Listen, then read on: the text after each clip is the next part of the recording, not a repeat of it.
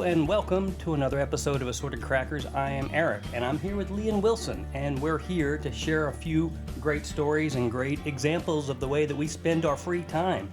We're looking forward to getting going, and today we're going to talk about finally fall fishing. I think we're going to get to it because I think we're going to try to get there first. We're going to talk about the holidays and some of the great dishes you can prepare if you're expecting to host a crowd. And then Lee has brought yet another bourbon challenge for us to try, so looking forward to that.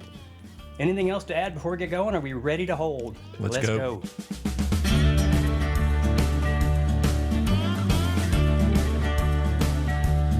So what are we talking about? I have to say, it's been a crazy couple of weeks of college football. Boy, has it. We're sitting here nuts. And it's October.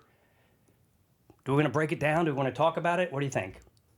No. I think I would rather talk about fall fishing. Fall fishing sounds great. Okay, I'm always game for fall fishing. I support that. Eric, you're the fisherman. Yeah. So tell us, what is so magnificent about the fall bite? I've always looked forward to the fall bite more than any other because of a couple of things. Number one, first of all, the bait fish are all schooling up at this point. And so the bass, especially, crappie and bass, but especially bass, they feel the night air getting colder. They feel the daylight getting shorter. They know winter's coming, and so they're feeding. They're bulking up for what's going to be a long stay at the bottom of the lake. And so you can get in there, and for anybody looking to catch a trophy, 5 pounds or more, this is one of the best times of year to do it.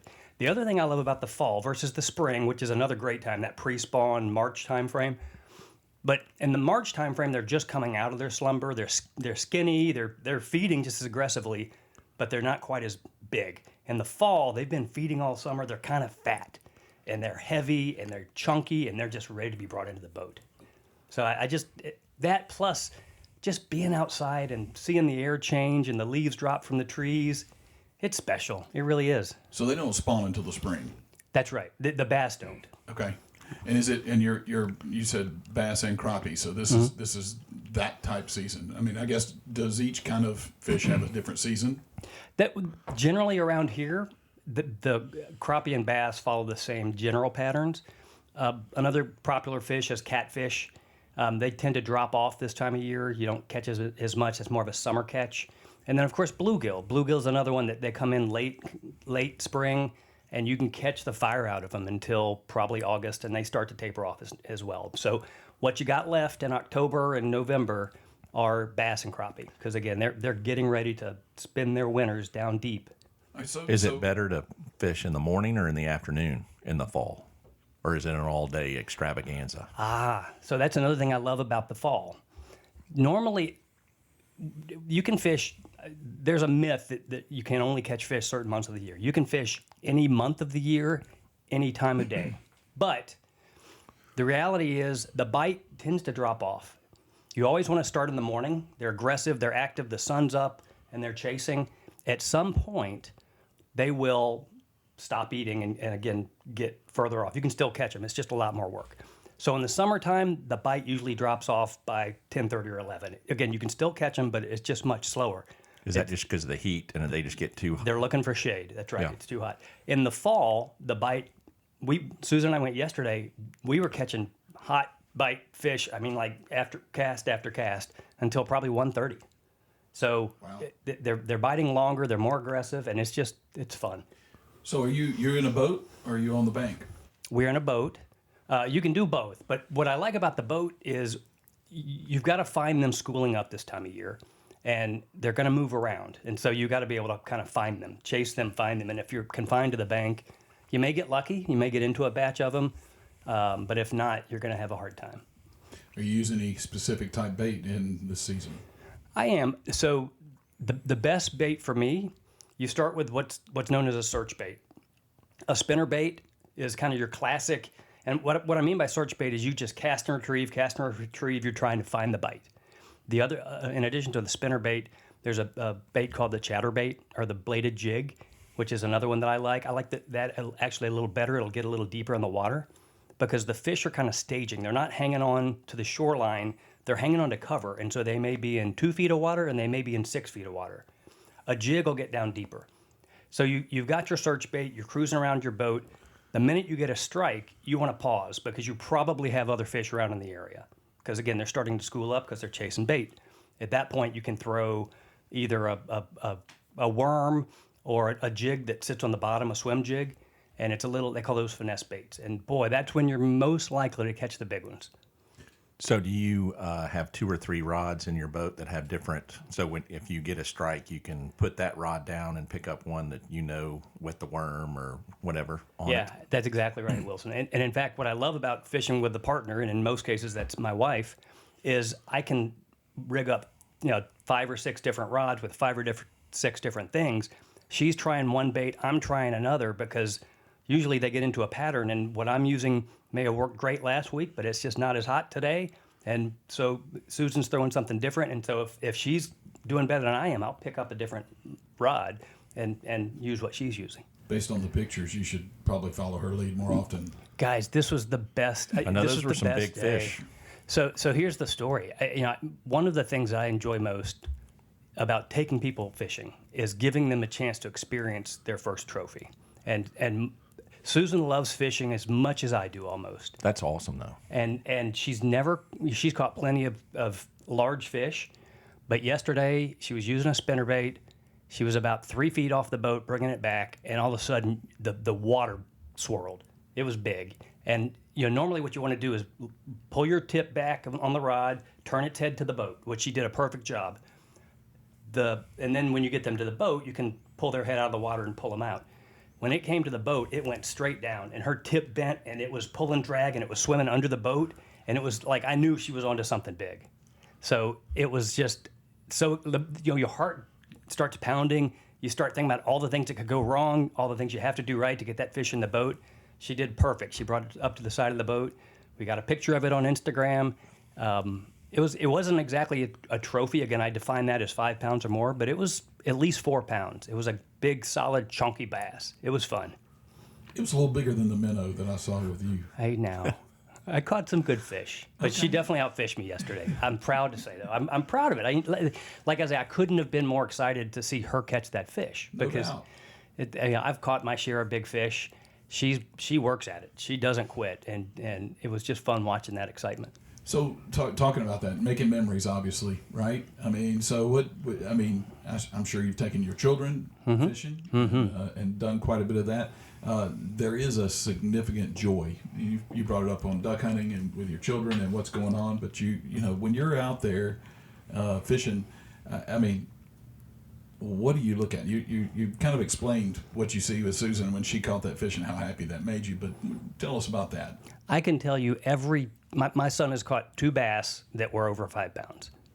And he was probably 8 when he caught his first one and maybe 10 or 11 when he caught his second one. And that second one was closer to 7 or 8 pounds. That's a big fish. I can tell you every detail of I know exactly what the water temperature was that day. I know what my son was wearing. It was just, and what I find is when the bite is on like this, and I'm fishing with somebody who I really want them to catch fish, I sometimes don't fish as much. I'm mostly paying attention to them and trying to say, okay, try it over in that corner. There's a laid down tree. If you get it right at the base of it, they may be in there. And so, again, I'm a bit of a guide when it comes to my own family. And then my daughter, she loves to fish. And so what we used to do is I had a little bass boat. Jake and I would get out on the lake every morning and go out and bass fish, and Susan and Claire would sit on the dock with crickets and just catch bluegill all day. And as she got a little older and she learned some of the finesse techniques, I took her bass fishing as well, and now she can sit on the dock or the shore and just catch bass all day. She is as patient and as content being on that lake as anybody I've ever seen. And I just love that. I love that I've passed that on. That's awesome. So if somebody wants to go fishing, how do you get access to like a private lake? So that's the hard part. I'm very blessed. We've got a lake that is in my wife's family that we get to fish on, but not everybody has that. And so I would say one of the things that we talk a lot about the Mid-South and some of the gifts that it brings. We talked earlier about what an amazing flyway it is for the ducks. This is a really good fishing area. So a quick side story before I answer your question. You know, I grew up in Louisiana, and again, fishing is just what you did. And we had a bayou that ran behind the house, and so I could, on any given day after school, I'd get in my boat and I would go fish and on the Pearl River and the Honey Island Swamp, and I loved to fish. Born and raised in Louisiana, and I never forget the day that my father sat down and said, "We're moving to Memphis." I was not interested in moving. I only knew one place. I loved it. And one of the things that my mother said to me to help me get a little more excited about the prospect of moving to Memphis is she said, "Well, you know who's from Memphis?" "Who, Mom?" Bill Dance. Bill Dance. And it worked. I mean, everybody knows who Bill Dance is. This man is a legend in the bass fishing circuit on TV, and I did not realize he was from Memphis. And of course, he knows all the Great Lakes and all the big areas, and I couldn't wait to get up here. So, a couple of things. If you just want to get out and fish, the state parks around here have some pretty amazing lakes. There's one, Meeman Shelby Park has one called Poplar Tree. I think you pay a $3 fee, $5 fee to put your boat in, or you can rent boats, and you can catch fish there all day. There's a TWRA managed lake up in Tipton County called Glen Springs. Look it up. It's really good. So because it's TWRA managed, it's stocked. They do surveys all the time. You can catch a lot of fish in that. And again, there's a $3 or $5 fee to get your boat in the water, and they'll rent boats there as well. But just get out and try. That's what I always tell people. And by the way, Glen Springs also has an amazing fishing dock. So if you've got a 6 or 7 year old kid and all you want to do is get some crickets or worms and catch bluegill, go do it. So let me ask you this. So do you prefer to eat like bass or crappie, or is it just the thrill of the catch and you release, or what? Yeah. No, for me, it's 90% catch and release. It's the thrill of the catch. Although one of the things that we've learned now that I'm trying to manage this lake that we've got, and that's one of the problems is it hasn't been fished. And so it's got a ton of fish, but they're all stunted. So for 2 years ago, every bass you caught was 1.5 pounds. They were just little guys. You got to get those things out of there. Either take them home and cook them, take them home and give them to your friends, or take them to the bank and feed them to the raccoons. But you've got to do that. And so one of the things that they advised us, and this may sound crazy, but we had them come in with these surveying boats that they drop electrodes into the water and it stuns the fish. They float up, they net them, they weigh them. And then that's how you fish right there. Well, okay. It's not a lot of work. Cheater. But the whole point is that your tools. it confirms what we already knew, which is you got way too many bass in this lake. And so the wildlife officer said, you've got to remove at least 200 pounds of bass every year out of this lake if you want big fish. Wow. So we've been doing that, again, for the last couple of years, and we're already seeing the difference. Again, that 4-pounder that my wife caught yesterday was the biggest fish we've caught on that lake in years. So you put the 4-pounder back, and Yeah. then you're taking all the 2-pounders. Yep, taking all the 2-pounders and filleting them. All right. And they are delicious. Bass, a lot of people don't think bass are good to eat. They're amazing to eat as long as you eat them fresh. If you fillet them and freeze them, they don't do as well. Well, I do think it's important to be a good steward of what we've been given. And so I think, not being a game hog or, eat what you kill or catch. And if you, can't eat it all, you need to share. And I mean, I know that's what we do. I hate for it to go bad. I mean, I want to eat it all, but. No, that's exactly right. I do it for the thrill of the catch, but also they're delicious. And you don't want to waste food. And you don't want to take advantage of what God has given you. Well, I would love to say out there to our audience, I mean, listen, obviously there's some passion behind fall fishing with Eric, but most importantly, I think if you didn't pick up on all the things he said, it's about the memories. Mm-hmm. It's about the time. It's about the solitude of being out on the lake. It's about being out there doing what guys do and what people do when they need to unwind and relax, which is what this podcast is all about. It is. It's all about making memories. Eric, I really appreciate the time. I love the stories about the family and the time that the kids are catching fish. And guys, please hit us up on the email. Let us know some of your best fishing spots, your best hunting spots. Let us know what it is that makes you tick, and then we'd love to hear from you. So Well, and now that you're empty nesters, you know, Right. we're all Right. empty nesters. I would love to go fishing. We can bring you up there. We can absolutely bring you up fishing, there. fishing sounds fun to me. Yeah. I mean, Yeah, I'll be curious if any of our listeners are willing to disclose their favorite spots, because a lot of times they kind of keep that a secret. But it is worth sharing because, again, there's so many great places to fish in and around Memphis. Reelfoot Lake is another wonderful place. They've got good guides up there. If you're willing to spend a little bit of money, they'll put you on some big bass. Just get out and enjoy it. And like you said, Lee, make the memories. It's a fun challenge to chase them, find them, see if you can get them in the boat. But more importantly, it's about just being out there.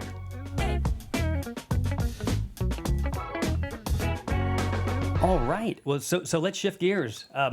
All this talk about fishing has made me want to enjoy some bourbon, and I always look to you, Lee, because you kind of keep our palates wet when it comes to some really nice choices, and I think I see some nice bottles there at the end of the table. well, I'm gonna have to give the nod really to Wilson today. Wilson stepped out and got us some a couple of nice bourbons to put head to head. These are both available and out there. Wilson, do you want to tell us what they are real quick? Sure. I've got I've got two 10-year-old bourbons here. I've got a Russell's Reserve 10-year and an Eagle Rare 10-year.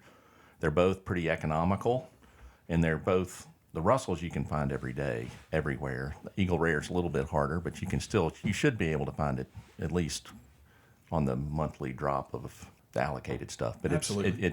and I think it's becoming more available. So the mash bill on the Russell's 10-year is 75% corn, 13% rye, 12% malted barley. And what makes this kind of nice is it is a wild turkey product, but Jimmy and Eddie Russell, the father and son master distilling duo, father-son, I think it's just very cool that they can do that together. Absolutely. And it is really good bourbon. And then the other Eagle Rare is another 10-year, and it is mash bill number 1 for Buffalo Trace. I think it is about, which means I think it's a little bit less than, it's either 10% or less of rye. So it's probably going to be a little smoother. But the tasting notes on the Russell should be, you should be able to get some vanilla and caramel, and then on the Eagle Rare, you should be able to get some toffee and honey, maybe a little leather. So why did you choose these two Well, as a pairing? Well, I think so. We've hit some pretty awesome bourbon in our last few podcasts, and so not all of those have been easy to find. And so I felt like we needed to have something that was more a little economical and easier to find. I do appreciate that, and I know our listeners will as well. And so, but for every day, I mean, these are two fabulous bourbons. These are two of my favorites. So anyway, hope you enjoy. Absolutely. So the first one would be the Russells, Okay. and the Russells is really good. See what you got on the nose there, Eric. Oh wow! So maybe I'm a little bit biased, maybe by your tasting note description, but I pick up the sweet, but it's not overwhelming. Well, and they're both 90 proofers. Yeah. So it's not like you're getting your head knocked off with a high proof bourbon either. So they should be gentle. Gentle, and again, I the beginning is right there on the palate, but it finishes too. For a 90 proof, that's saying a lot. Mm-hmm. I really like these. For availability, for affordability and availability, really good stuff. Well, the Russells is just hard to beat. I think the Russells. I think anything that you can see in the store, the Kentucky Spirit, the Russells. Sometimes you can find a single barrel of the Russells, and then it's usually in the $60 for the single barrel or for the single barrel. And then this one's in the 40-ish. Right 50? At it. Depending on where you are, it could be anywhere from 38 to 42. Yeah. So it's right there, that $40. That's right. And to me, it's good enough to where you can drink it neat, or it's wonderful in a cocktail too. That's right. So or on the rocks, however you. I mean, it's just a good, affordable daily drinker for sure. So it's a little grainy on the front end to me. I mean, I pick up a lot of corn on it. I mean, I like it a lot. I'm just saying, it's going to be different, very different from the Eagle Rare. I mean, I think you'll be able to see a major difference in those two. I see you looking at the legs. It's a little thinner, isn't it? You know, I think that's that 90 proof as well. But it's got good color, and I mean, it does have good viscosity. I think. I mean, it coats your mouth well. It's a nice taste. All right.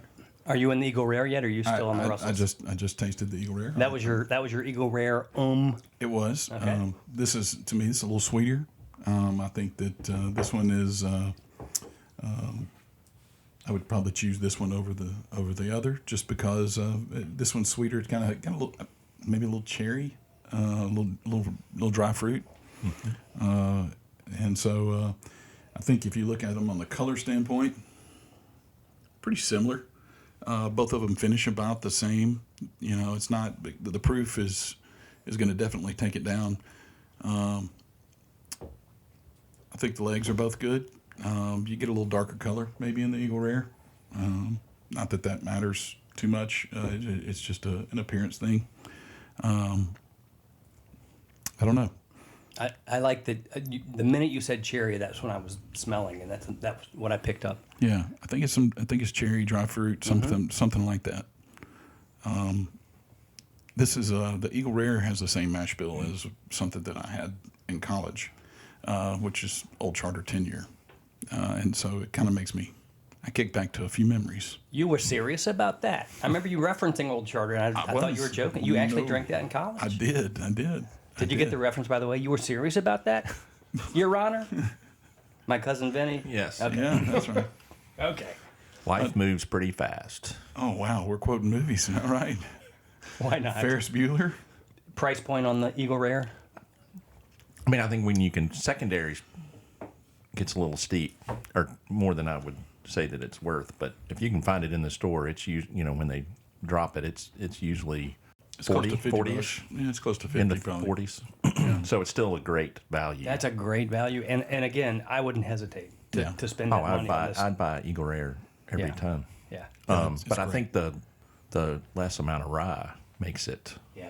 Yeah, I do. I think it makes it a little sweeter, and it makes it What did we say the mash bill Smooth. was? for On Eagle the Rare. Eagle Rare? I couldn't find it, but they said it's the mash bill number one, Mash which is bill 1. Yeah. which is less rye. less than 10% or less. That's right. Rye. It's their low rye. You definitely can tell it. I would venture to say that that this is probably.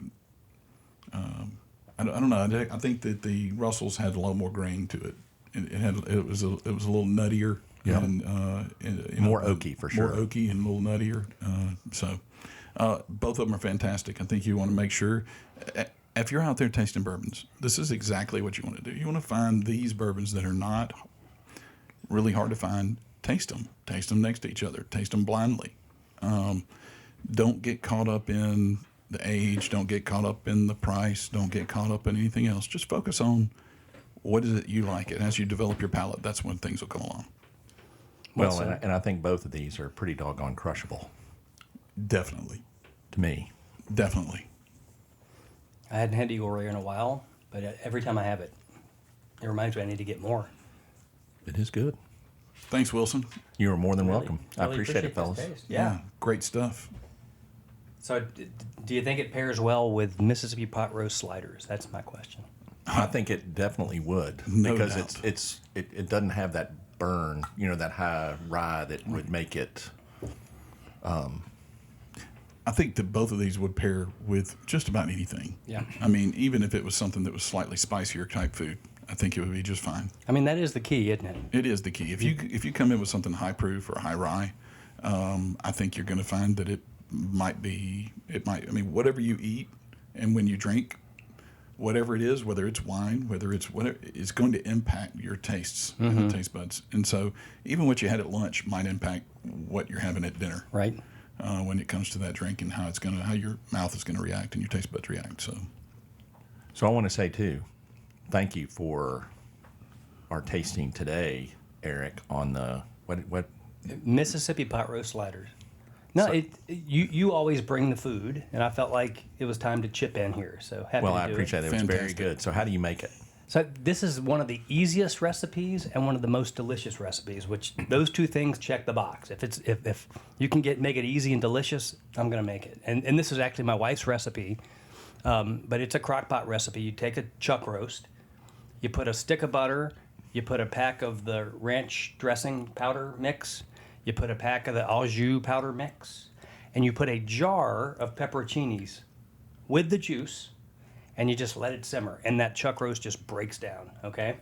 And then you get your King's Hawaiian roll, you get a slice of Swiss cheese, some grilled sautéed onions, and then here's a little extra something that we did today.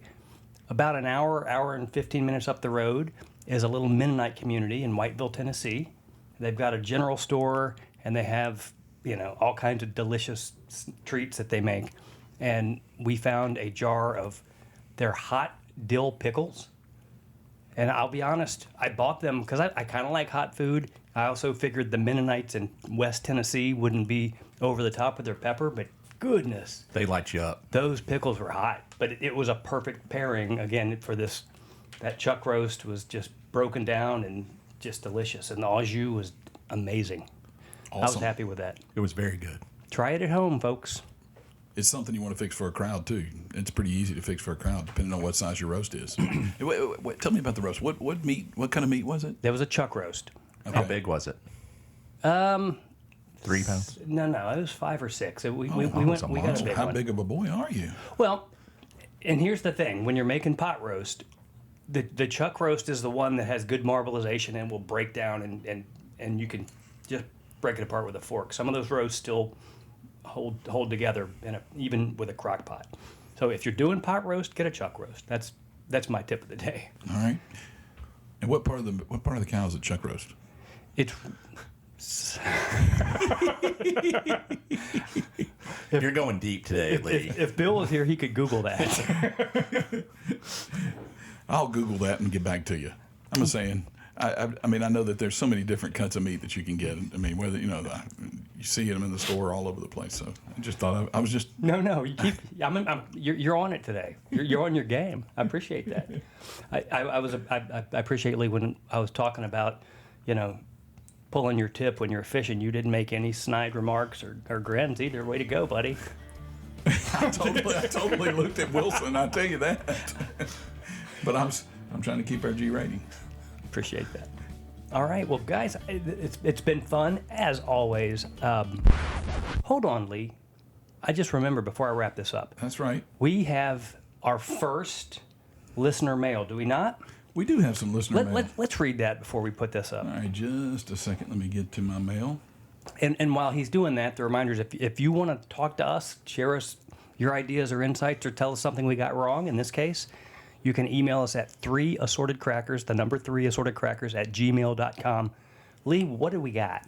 So a few tapings ago, we had one of our listeners is Chris from Louisiana. He sent us an email, and he wanted me to make sure that I noted that there was a correction to be made. We had the CYPB Weller that we were tasting, and I misstated what CYPB means. And so his email says, "I've enjoyed listening to the show. As a avid bourbon drinker, I really look forward to the picks, and I love the special session on the happy places when you sampled the CYPB, which is an excellent find.